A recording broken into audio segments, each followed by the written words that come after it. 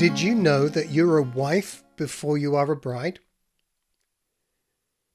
I can't speak for all the wedding customs around the world, but in the UK, the marriage doesn't take place when a couple get engaged and betrothed to each other, but only upon completion of the legally accepted marriage ceremony, usually in the church or registry office.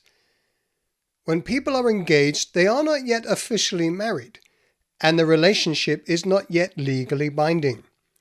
The wedding certificate is only produced once the wedding ceremony has been completed. During the wedding ritual, it's customary for the bride to wear a beautiful wedding dress, and if in a church, she'll proceed to walk up the aisle to the altar, where she will stand alongside the groom, the man that she is marrying, and at which point the person officiating the wedding will lead the couple through their vows and legal declarations until the final statement is made. I now pronounce you husband and wife. And of course, everybody cheers.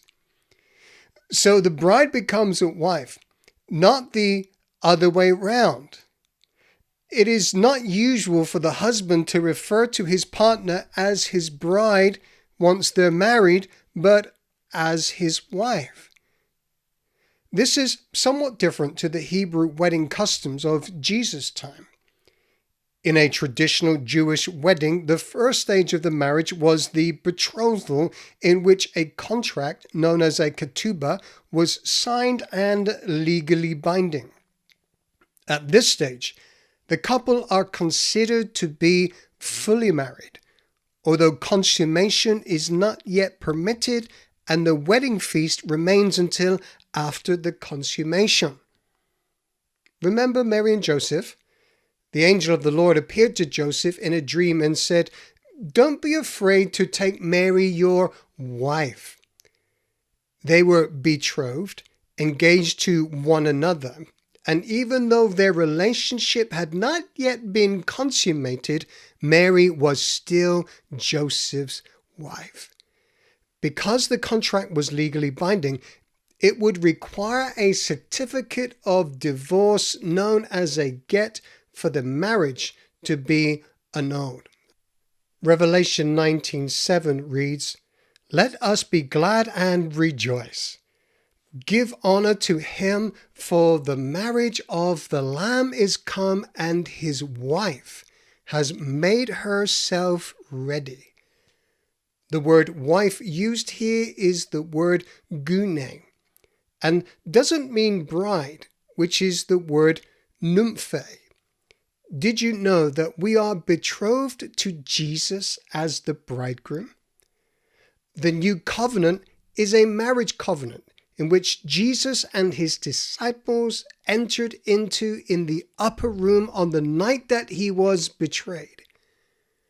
All of the symbolism that warrants further study are directly related to the marriage customs of Jesus' time. Jesus said that night, "And if I go and prepare a place for you, I will come again and receive you unto myself, that where I am, there you may be also." Jesus is preparing the marriage home, and as was the custom, only the Father knew when that home would be ready. That's why only the Father knows the day and hour of Jesus' return. When we enter into the new covenant, we are included into the marriage contract that the Lamb has with his wife. So what is the difference between a wife and a bride? The wife must get herself dressed for her wedding. She must become the bride. It is as the bride that she enters into consummation with the bridegroom. She is exquisite, beautifully dressed for her husband.